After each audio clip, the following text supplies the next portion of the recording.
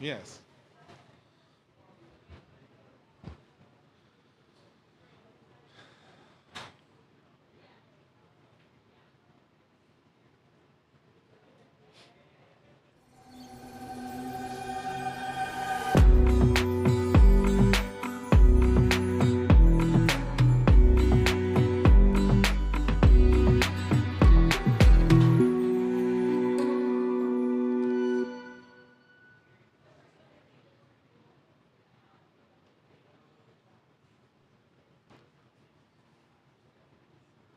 Okay.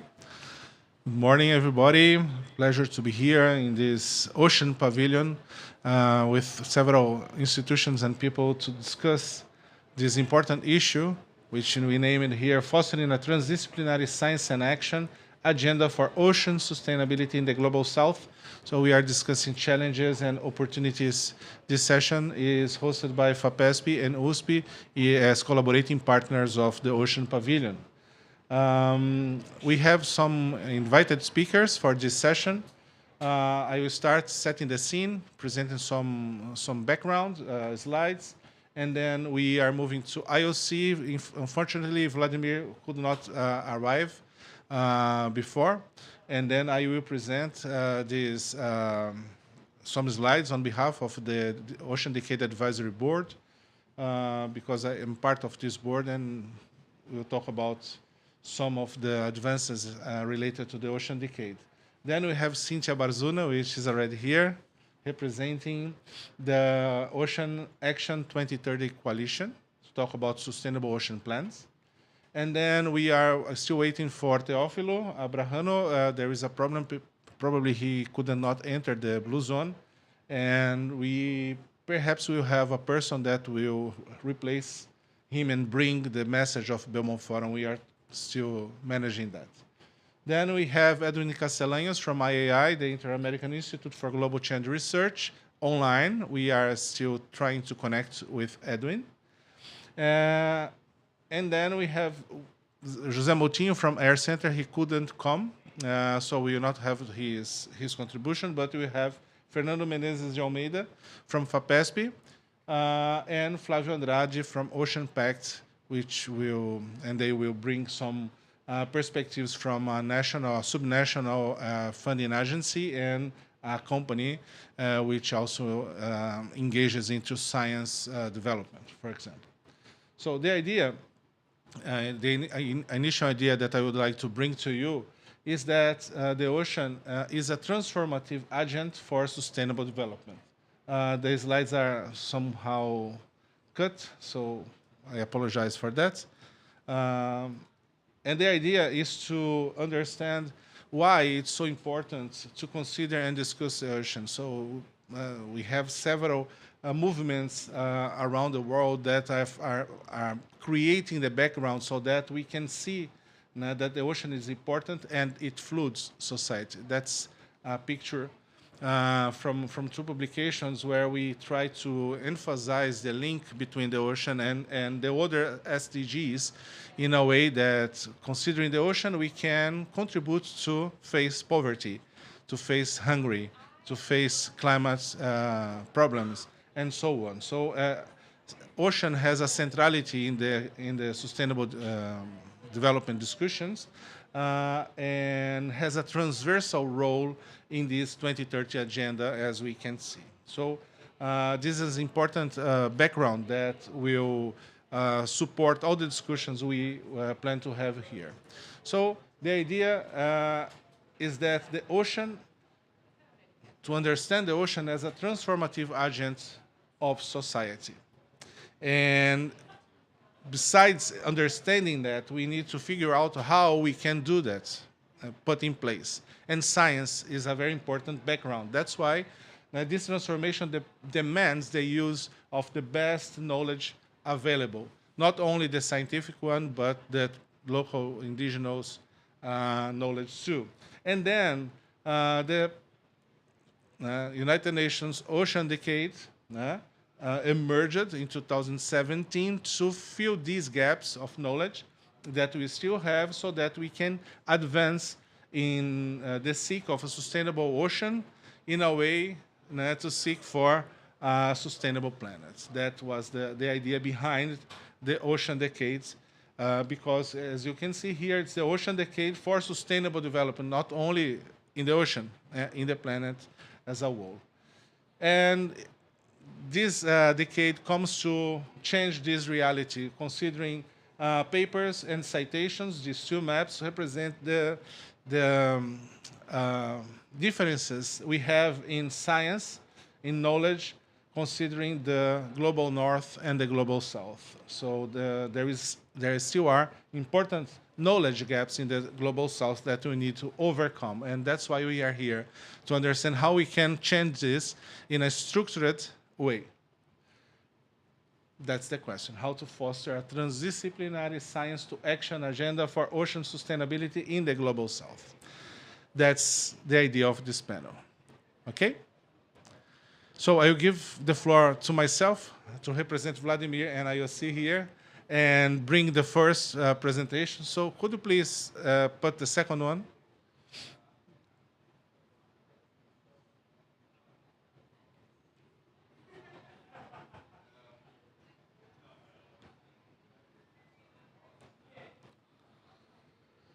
Yes.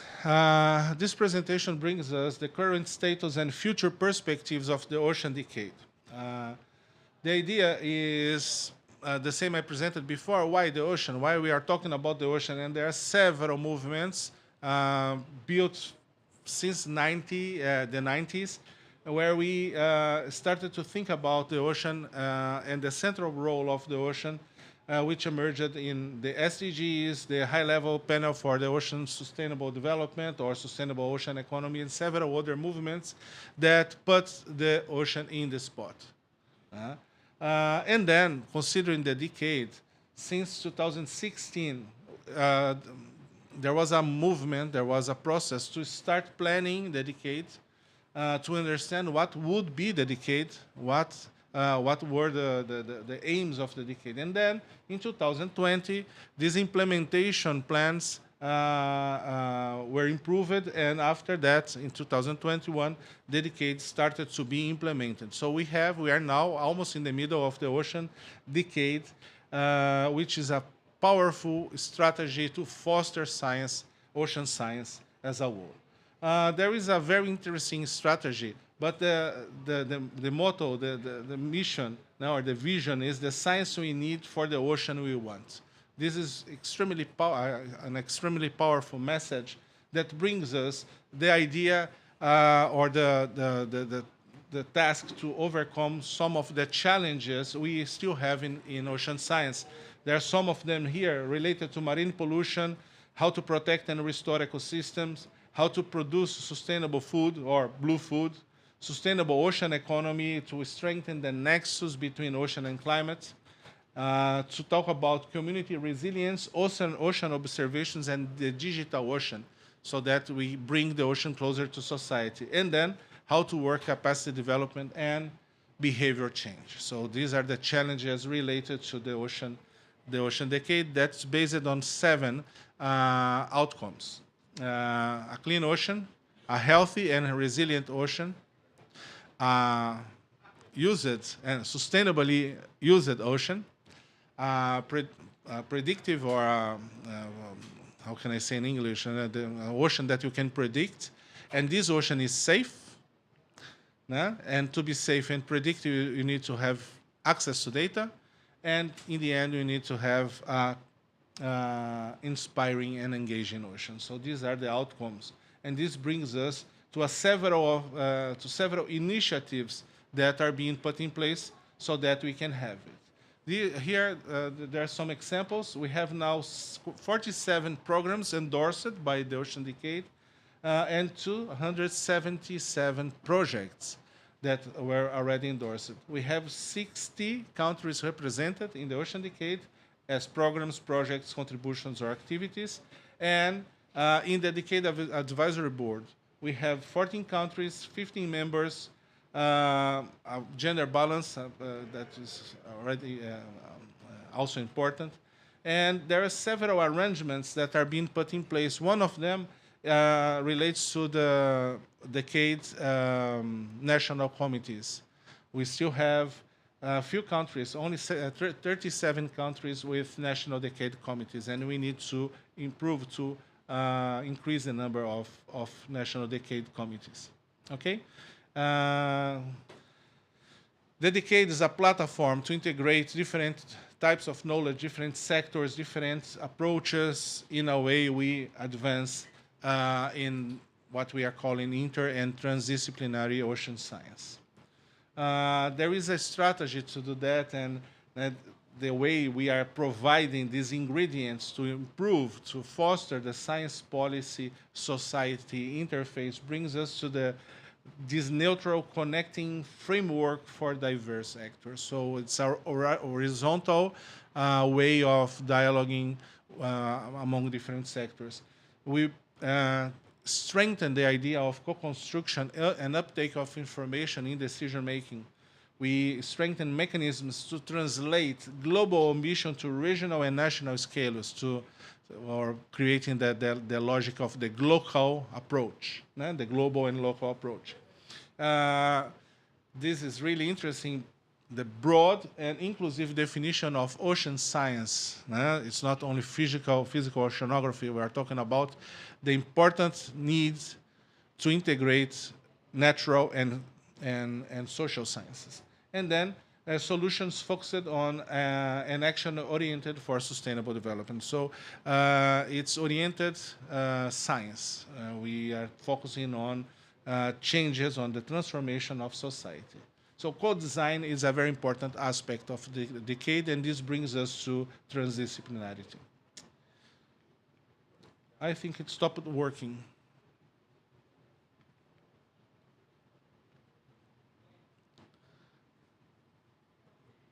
Hi, it's not working anymore. No, stop it. Because probably they are changing something there.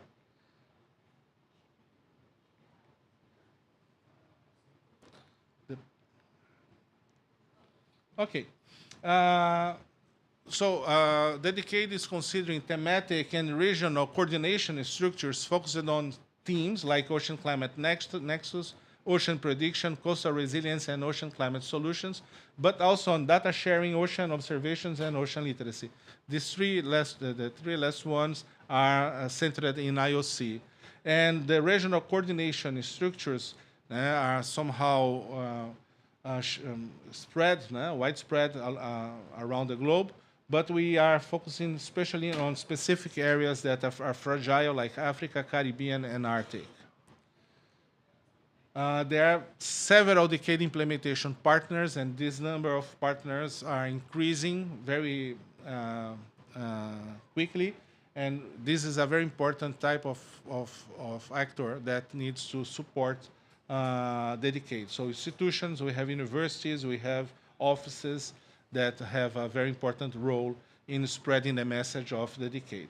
These are the national decade committees. You can see that they are somehow balanced in the regions, but we have a very important gap in the southern hemisphere, and especially in the global south. So this is important that we take into account to change this reality and use the national decade committees as a strategy to leverage ocean decade.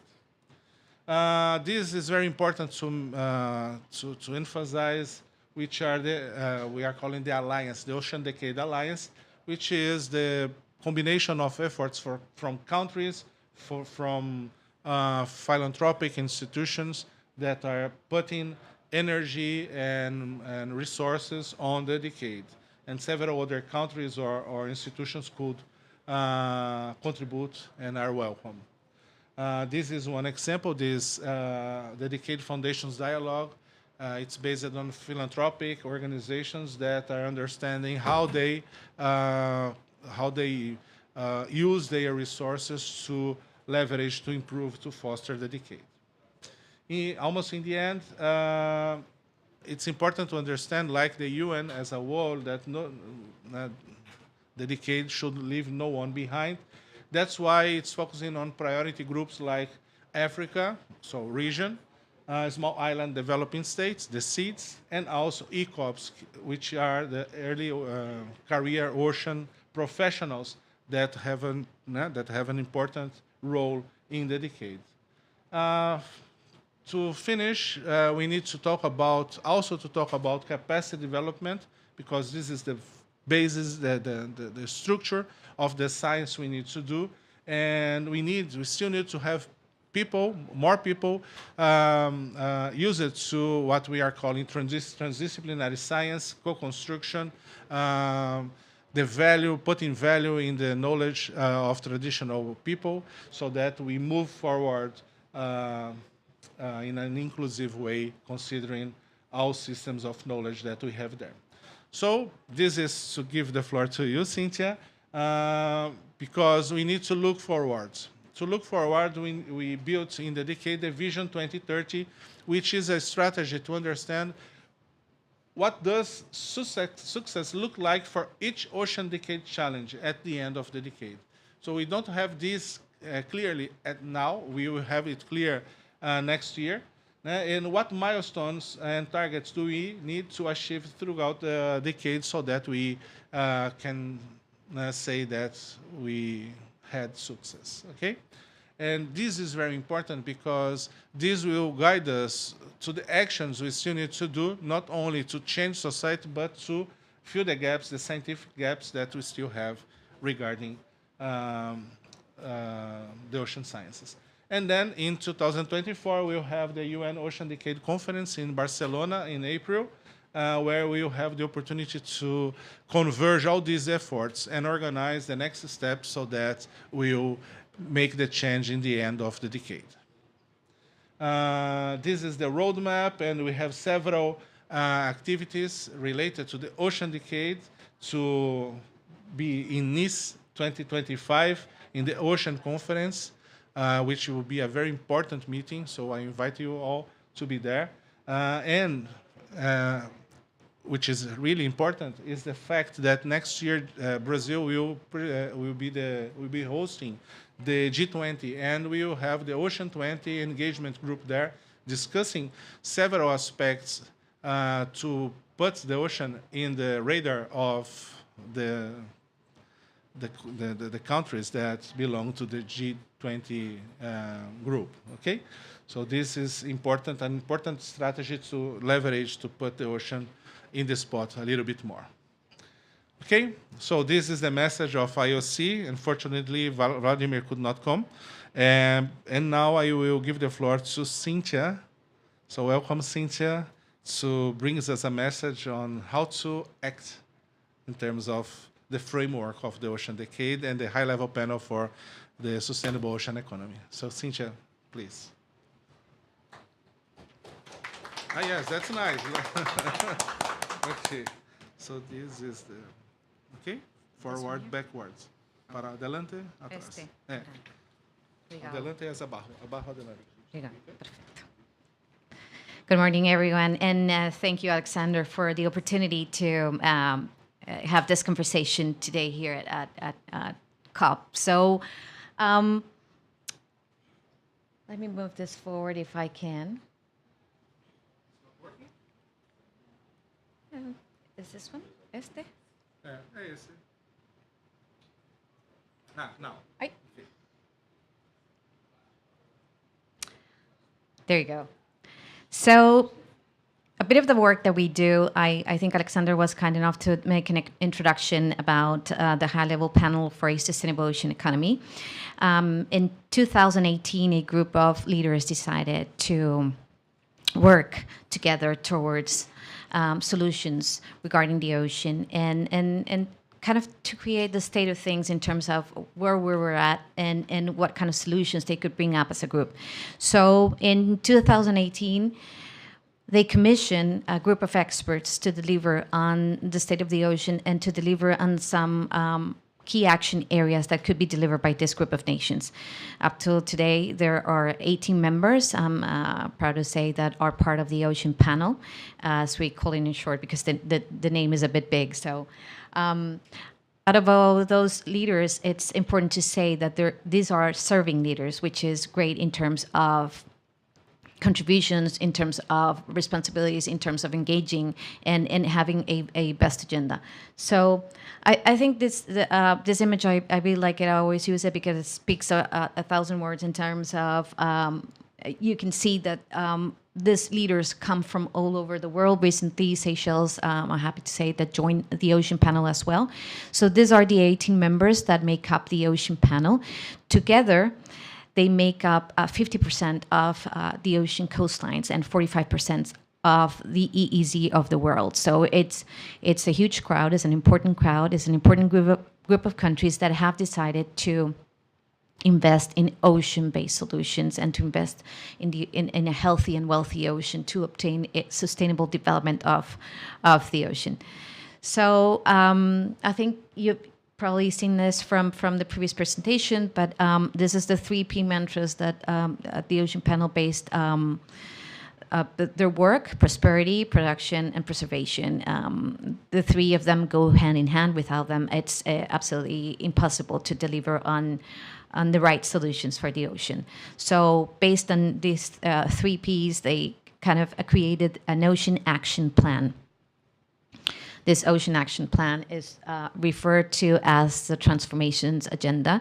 This document, everything related to the Ocean Panel, is available to be downloaded. But of course, from this transformations agenda came the very famous 5 areas of work: ocean health, ocean wealth, of course, equity, knowledge, and finance. And it's been decided that without these elements, there isn't much we can do if we do not connect the dots and we do not deliver on this to have a healthy, sustainable ocean and sustainable economy as well.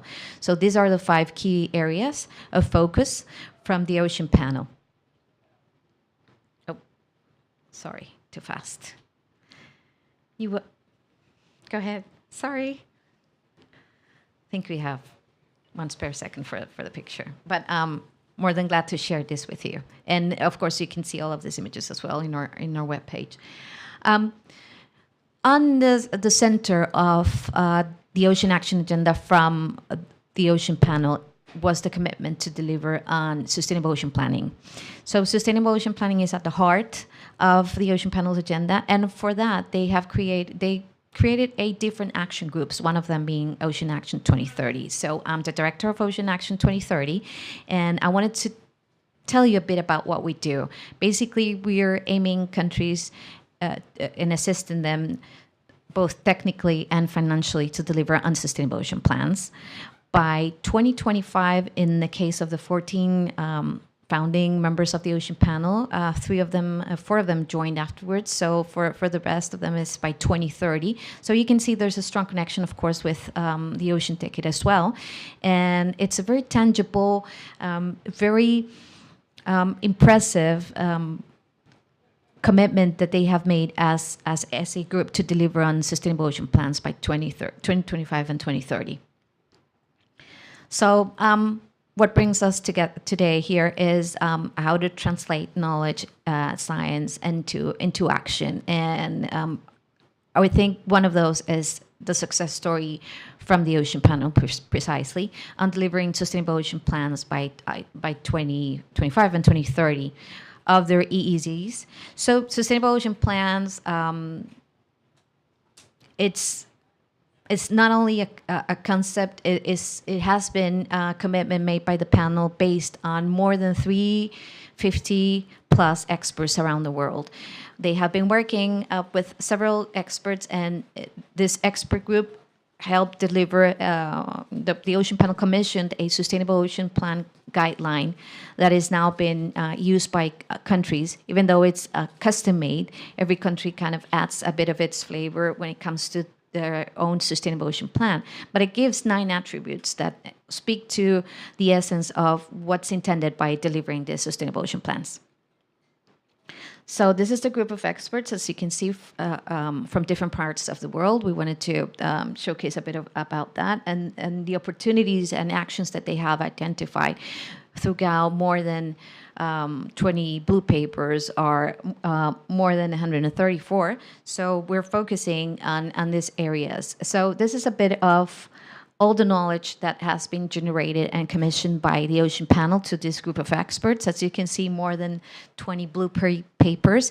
Specifically, when it comes to the climate nexus, there's also a report that was launched 2019 that has now been revisited and relaunched with new areas covered, and it was launched in the margins of the United Nations General Assembly last September in New York. So I invite you to visit that latest report, because it's quite interesting, and it refers to what you were saying about having that connection between different international frameworks and how can we connect the dots. So moving forward, this is the report that I was mentioning. This latest report makes a very significant, I have highlighted there, a very significant contribution in terms of ocean-based climate actions by potentially reducing the emissions by 35% by 2050. So this is quite useful. It's an invitation for action, a call for action from the Ocean Panel, and I invite you to visit this document as well. So these are a bit of all the flavors of the different knowledge products that have been delivered by this group of experts. Also, all of them, there's a summary version, but also the full version is completely available online. And yes, from science to action, that's exactly what I was referring to with the Ocean Action 2030. And this is the document that was commissioned by the Ocean Panel with the guidelines to deliver on sustainable ocean plans. With regards to the coalition, I'm happy to say that we are up to 90 members now. These are leading institutions that can actually assist countries both technically and financially to deliver on sustainable ocean plans. And that's basically our goal. We have been working with the Ocean Panel countries, but we have also expanded our group of nations that we're working with, and hopefully we're going to expand even more. So these, of course, are the challenges, technical, financial, and political. These are our leading institutions and the latest additions from the members. You notice down there that the OAS countries have also joined the coalition. So we have 35 new states that we're going to be working with. As you know, Latin America and the Caribbean, the countries that are part of the Organization of the American States, only 2 are landlocked. So we have a great opportunity there to engage with a large group of countries to deliver on sustainable ocean plans. So we're very happy to say that they have joined us. And so now we have 48 countries to work with on delivering on sustainable ocean plans. And this is basically the approach. As you know, the transformations agenda refers to a holistic approach, which means that we want to, by delivering sustainable ocean plans, we can tackle climate change, we can tackle biodiversity loss, but we can also deliver on the headline from the Ocean Panel, which is 100% sustainable ocean management. So by doing so, by achieving 100% sustainable ocean management, and by using a tool like sustainable ocean plans, we can very much deliver on the needed actions and connections between the different scenarios. So this is about what I was just mentioning. So I'll move forward to, because I always get this question. So, and I think we're about to end this presentation, so I'll get right to it. Is Sustainable Ocean Plan, is it marine spatial planning or not? So marine spatial planning is part of Sustainable Ocean Plans. It's a bigger scope because it brings in, as I mentioned before, the connection with the different frameworks, and it brings solutions in terms of governance and policy making as well. So this is from science to policy, and it's really what we're trying to aim with Sustainable Ocean Plans. And of course, it has to be aligned with the 2030 agenda as well. Key messages, I already mentioned the 35% contribution and how sustainable ocean plans can deliver on ocean-based renewable energy, food production, sustainable tourism, marine conservation and wind shipping. These are areas that have been covered by the Ocean Panel. And for those areas, we also they have also commissioned lots of papers that refer to it. And there's no healthy ocean. There is no wealthy ocean without a healthy ocean, and without participation and the right consultation processes, of course, this will not be able to happen. So one of the main focuses on the Sustainable Ocean Plan guidelines is also on that. Finally, we need financial support to deliver on Sustainable Ocean Plans. So this is an invitation to think about all the creative ways we can deliver, and we can help the Global South specifically to deliver on Sustainable Ocean Plans, and how can we engage them more into this conversation and to have Sustainable Ocean Plans worldwide. And yep, this is the 100% approach that I was talking to you about. This is the center headline of the Ocean Panel. So I'm up for questions. If we don't have time now, later on, I'll be around. So thank you very much, everyone. Cynthia, thank you very much. Muchas gracias. It's important to see that we brought two backgrounds, the ocean science, the decade, and the plans, the action plans. So they connect to each other and they depend on each other. So it's an invitation to bring more countries, bring more initiatives to the decade, to the high-level panel, and to the actions. Thank you, Cynthia.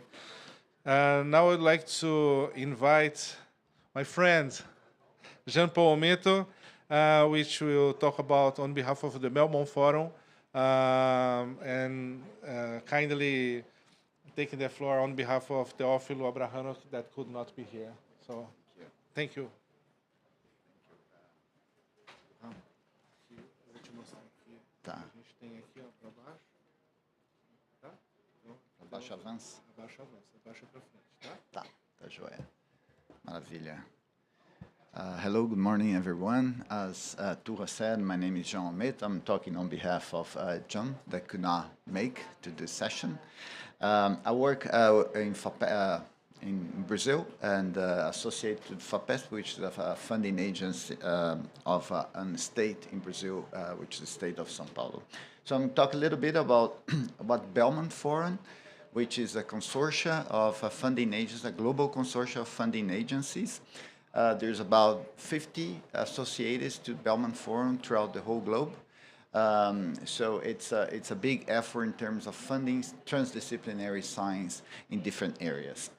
And this is specific, the way of Belmont Forum funds, it's called a Collaborative Research Action, a CRA, and this in particular was a CRA concerning oceans. That was funded in 2018, so it's at the end of most of the projects throughout all right, so that's the main objective and the main goal of Belmont Forum, which is support international transdisciplinary research. This is quite important because what the funding aims to do is to bring practitioners, brings people from the ground that are working directly on solutions, and also the science. So, so the science bring connection. Belmont aims to bring the connection between science and all this, and all the actors throughout the solution, and pretty much associated to global environmental changes. Oops, wrong direction. So the way it does work, it has to be a collaborative in terms of the engagement. So there's need for at least 3 countries to be involved, 3 funding agents from different countries to be involved.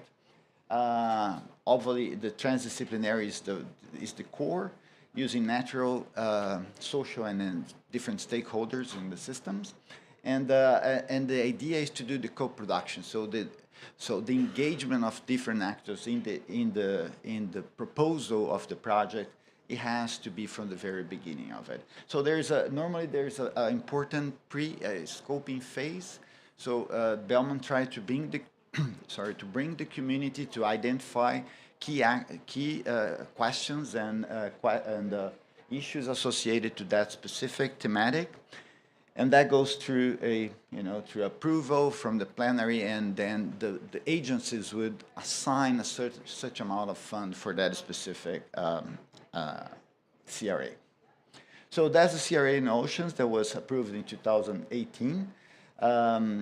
So the challenges were identified very briefly here, identified through the scoping, which is over-exploitation, insufficient governance, and large-scale climate-related change. So those are the main challenges for this CRA, and the goals were, you were seeing there, was to actually to achieve solutions to tackle those challenges. So the CRA, this CRA had about 13 projects, and those are the distributions of the institutions that were associated to the different projects. So you see there's a pretty broad distribution throughout the globe within those 13 projects. I'm just going to show a few of them to have an idea what, how they actually tackle from redesign. So those are the nicknames for the project.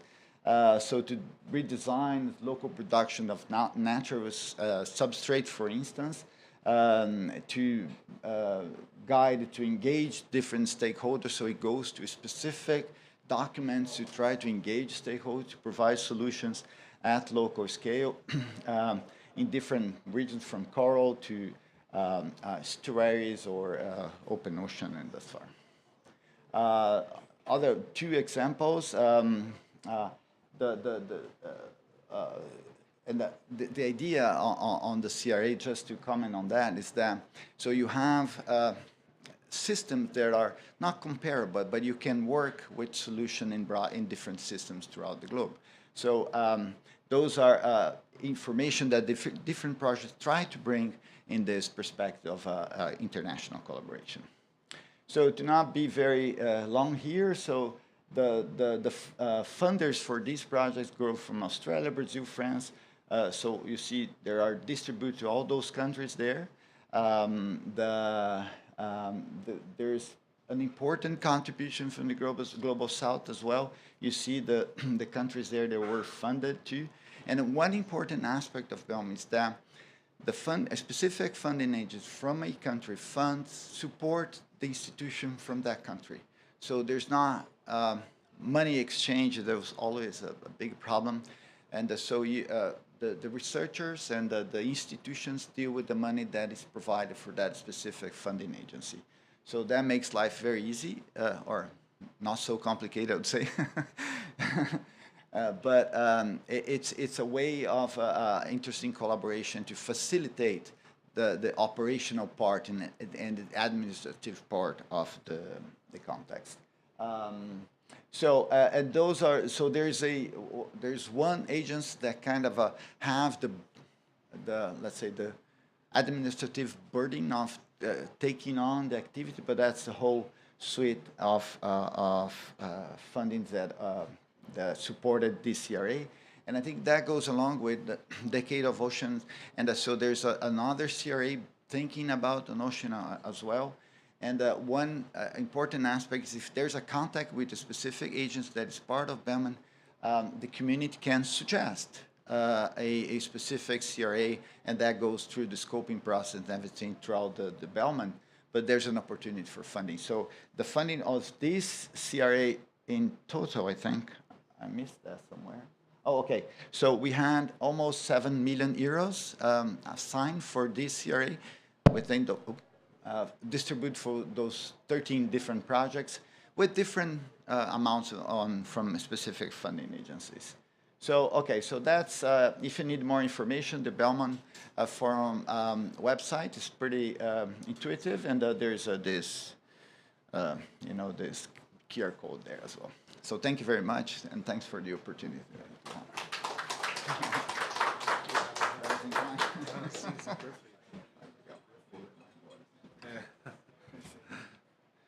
And there is a novelty, if I can say this, because Belmont Forum will launch Ocean Call in 2025. So it started to build the call, and it will be built in collaboration with different actors. So some aspects of you said, Cynthia, perhaps could be in the sense of this call. Okay.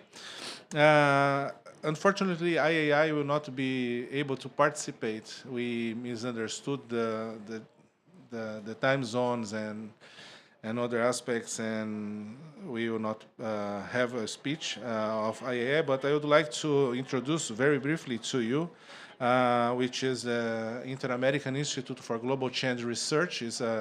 It's a diplomatic arrangement, it's a multilateral arrangement in the Americas, built by 19 countries, which works on transformative science, on the use of science to transform society. And it's focused on global change research. It's not only global climate research. So, for example, marine litter is a global problem that is also incorporated, and other aspects that are in the region. And IAI in the region has a very important role in dialogue with other research councils like FAPESP, which Fernando will talk to you in a few minutes.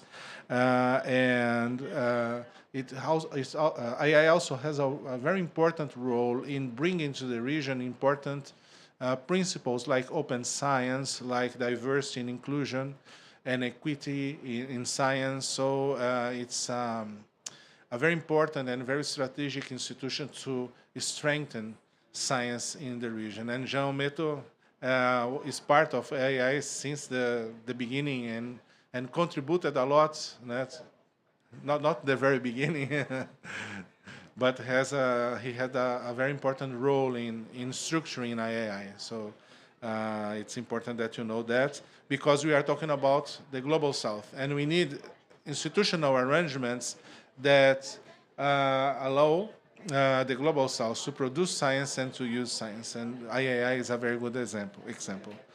So, as FAPESP.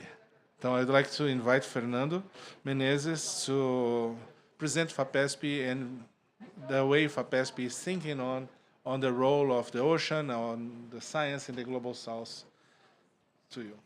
Welcome. De baixo vai para frente, tá?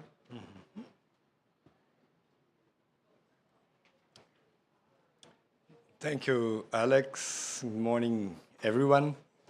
I would like to shortly address the From Science to Action proposal from the perspective of FAPESP, which together with the University of São Paulo, Alex Turra is our leader, organizes this panel. The São Paulo Research Foundation, the acronym FAPESP, is a foundation belonging to the state of São Paulo, created in 1962 with a very special configuration, guaranteeing its autonomy because the Constitution of the state of São Paulo provides that 1% of all tax revenues in the state will be allocated to FAPESP to form the budget, and that's an important amount of money, corresponding approximately, in the context of Brazil, if we consider PPP criteria, to $500 million directly attached to financing research in all fields of knowledge, technology, or scientific research. And we have a legal limit of spending no more than 5% of all this budget with our own administrative costs. So it's a very efficient way of financing research in Brazil, but not only in Brazil, as I will mention in this short presentation. FAPESP does not do research, does not employ researchers, but it's a research funding agency in a peer review system for projects, always through a researcher with institutional links with private or public institutions based in the state of São Paulo. For what interests our panel, I'll draw special attention to two characteristics of FAPESP's activities: its ability to work in international partnership networks and its focus on connecting the results of scientific and technological research with the formulation of public policies. FAPESP even traditionally has a line of funding called public policies, with the aim of mobilizing scientific research in all areas of knowledge to result in the formulation of political decisions.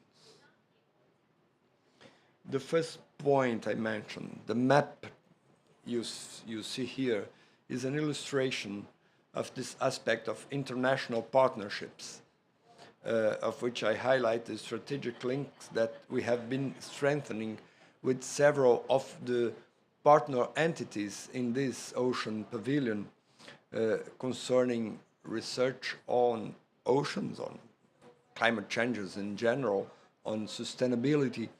But I will mention especially one new project whose scientific leader is, again, Alex Turra, which we call PROASA, aiming at South Atlantic ocean research, beginning with a special partnership with French CNRS and researchers from Argentina. But just a quick example. In fact, FAPESP has a tradition of financing ocean research. I can mention, for instance, just the recent mission in the coast of South America with the oceanographic ship. Again, a partnership between French and Brazilian researchers.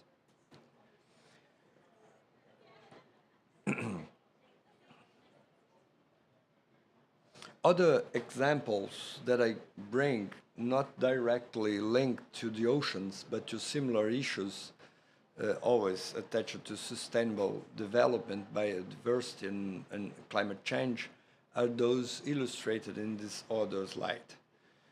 This means that FAPESP, in addition to receive spontaneous demands through projects submitted by researchers, also uses programs structured by it to induce this demand in strategic teams. This is the case of BioN,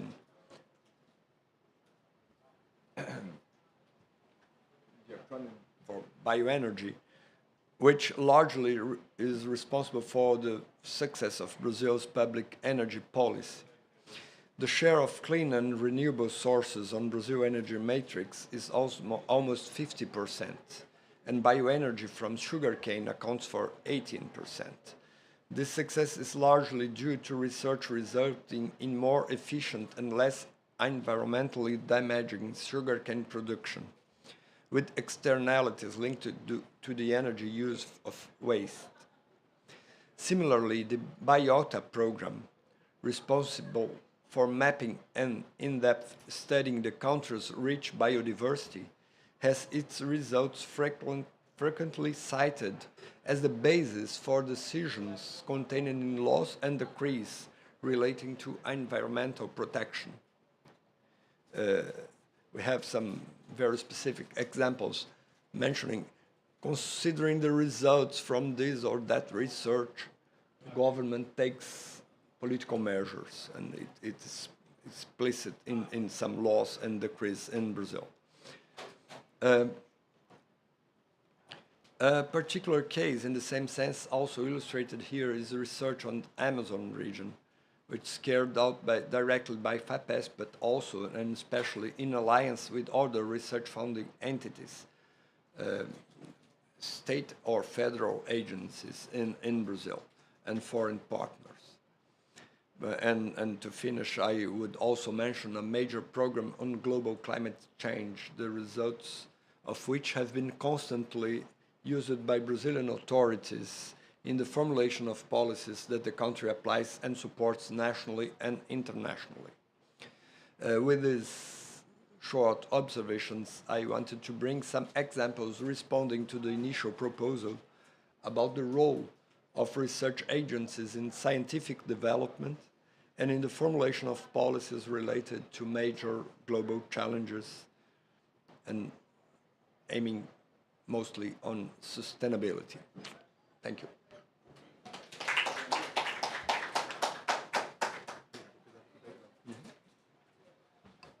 Thank you, Fernando. Now I would like to invite Flavio Andrade from OceanPact to take the floor. Muito bom, obrigado. Vou te mostrar aqui. Vou para baixo ou para frente. Tá. Okay.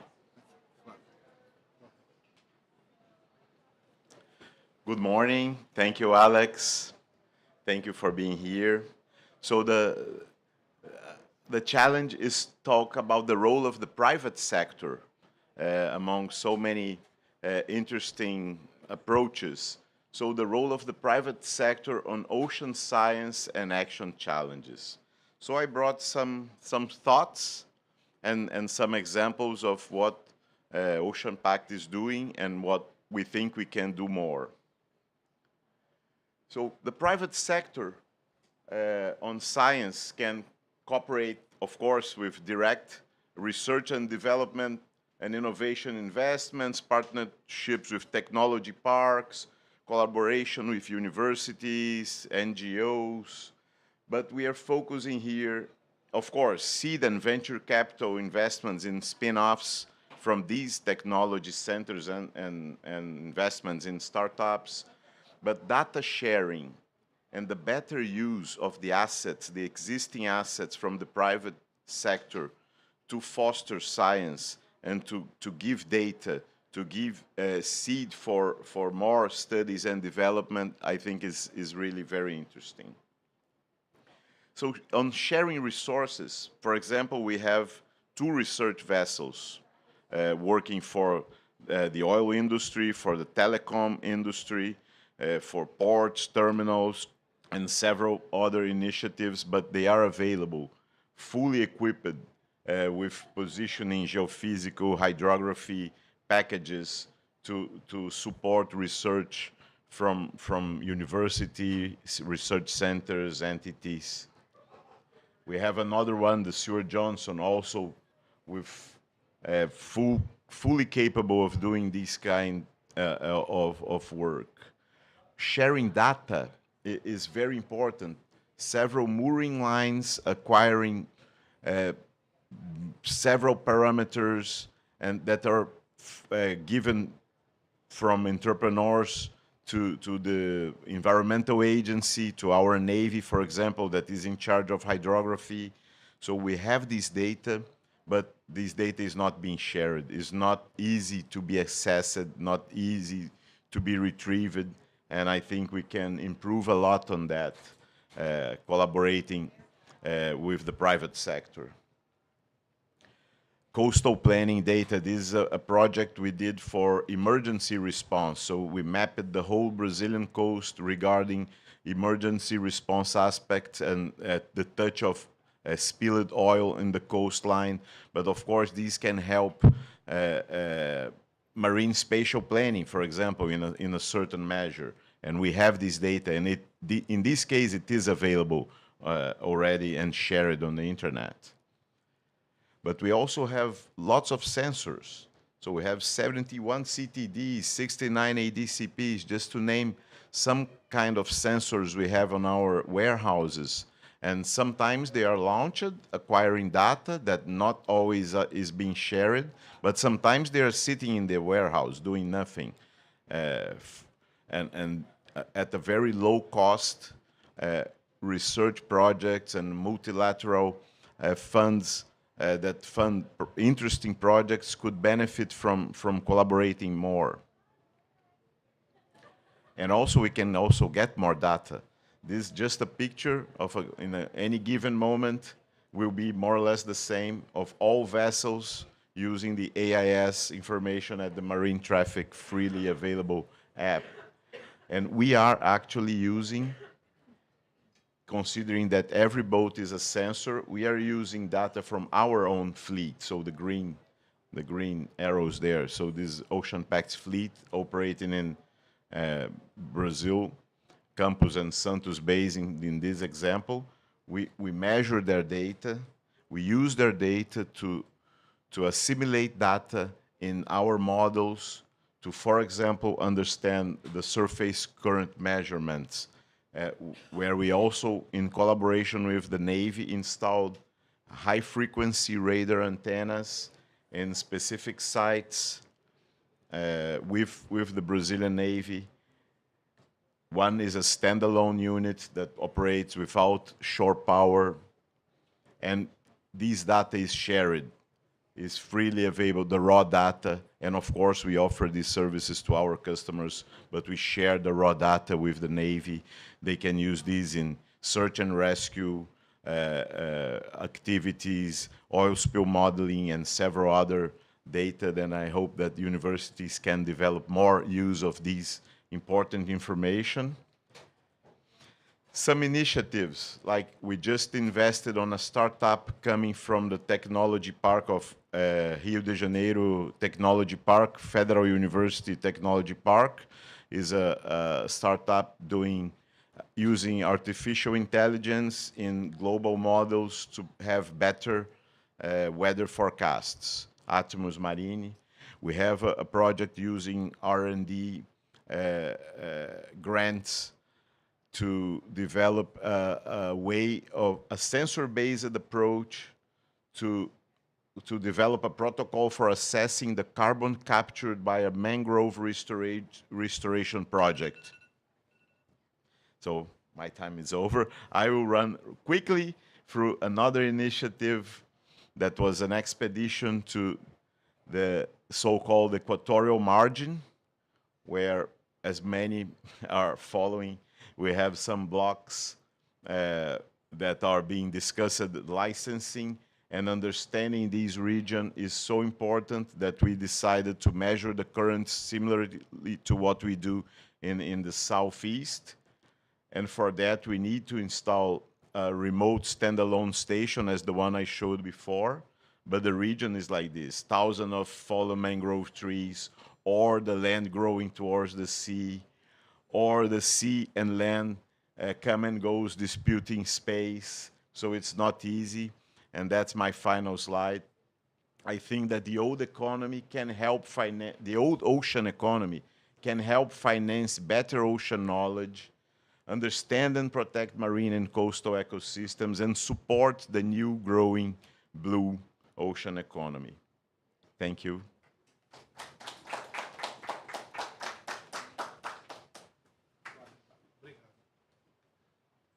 Thank you, Flavio. And we have good news. Edwin made it. He could connect, and he will give. And I will give the floor to Edwin, and ask him to give you a message from IAI. So, Edwin, apologize for the mistakes here. It's my fault, and I would like to give the floor to you. Thank you very much. Thank you, Alex, and it's a great pleasure to be connected via Zoom with you. Good day to all in Dubai. I'm based here in America, specifically in Guatemala.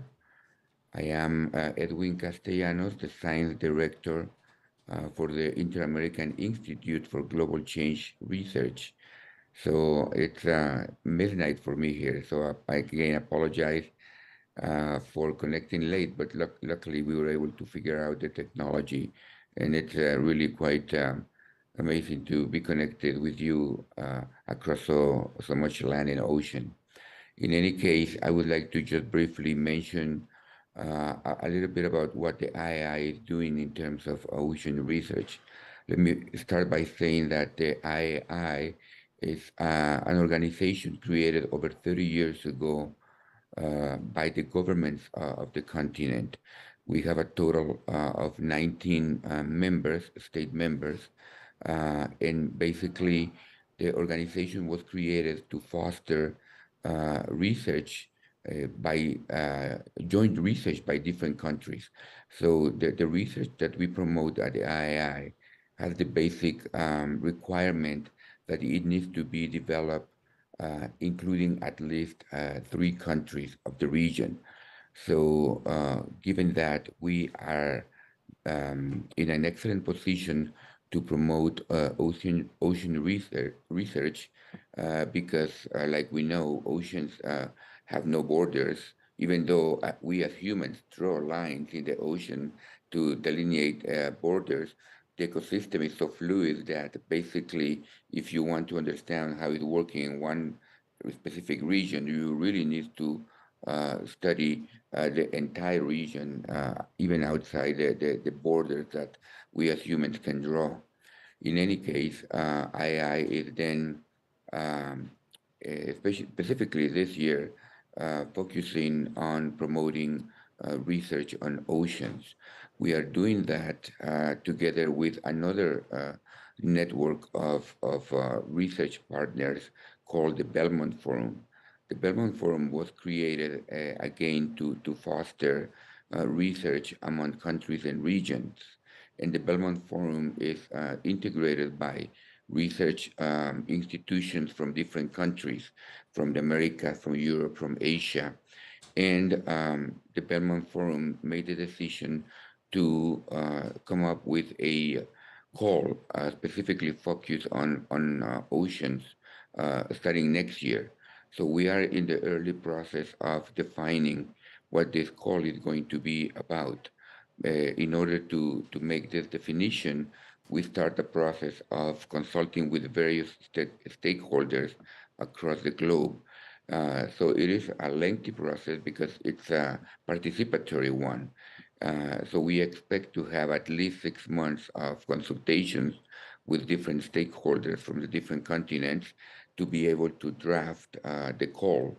And this call should be ready sometimes in 2024. And again, the call comes out with a specific requirement that it will need to have researchers from at least 3 different countries. And within the Belmont Forum, given that it's a network of funding agencies, the additional requirement is that there has to be also a participation of at least 3 different funding agencies. So I invite the audience to be in the lookout for this call. I will say probably within 1 year or so. And the call again should give the opportunity for researchers in different countries to collaborate on different issues related to ocean research. Beyond that, the II is also working strongly on the capacity building process for transdisciplinary research. And in this case, we understand transdisciplinarity as the approach in which researchers work not only with researchers from other disciplines, but more importantly, they work together with stakeholders outside the academia, people or stakeholders from governments, from local communities, from local interest groups, from the private sector. And the idea in a transdisciplinary project is to be able to jointly define a research question. In this case, then, we don't expect the researchers just to think of a question from the scientific standpoint of view, but we are expecting the researchers to think of questions that are important not only from the academic or scientific point of view, but more importantly, from the point of view of other stakeholders, governments, users, private sector, like I mentioned. And so the call I was referring to before that is expected to come next year will have also that specific focus and requirement that the process for defining the research question and the process for implementing the research project be a transdisciplinary one. And in order to be able to do that, researchers need to learn this process of how to engage with other stakeholders. And that's where the II again comes in by providing training, by providing not only in-person training, but also online training on teaching researchers how to engage with other stakeholders. So we are having high expectations on this next call of next year, hoping that it will be a strong contribution for the globe to understand better how oceans are working, and to understand better how we can make better use of the resources provided by the ocean, but more importantly, how to conserve those resources. So I'm going to stop there, and I again thank you for your attention and for this opportunity to connect from far away. Thank you, Alex. Thank you, Edwin. And in some days, Edwin will be here, and we will have the opportunity to talk directly to him and learn a little bit more what AI or the potential of AI and the role it has in the region. So thank you very much, Edwin. And that said, we need to close the panel. But as a synthesis, a very brief synthesis, I would like to say that we have frameworks, we have platforms, we have institutions, but we need to direct our focus to the ocean and to the global south. In a way, we need to understand how to invest more money, more funding in research. And to that occur, we need to have institutions that have the ocean in their radar. We have some good examples here of institutions that are putting the ocean in their strategic planning, in their mission, so that I can foresee that we'll have more support for science, especially in the global south. That's our target here of this panel, and I think we advanced a lot on this understanding and in this movement. So thank you very much for all the panelists, for the Ocean Pavilion, for the possibility to be here to share all this information with all of you. Thank you very much.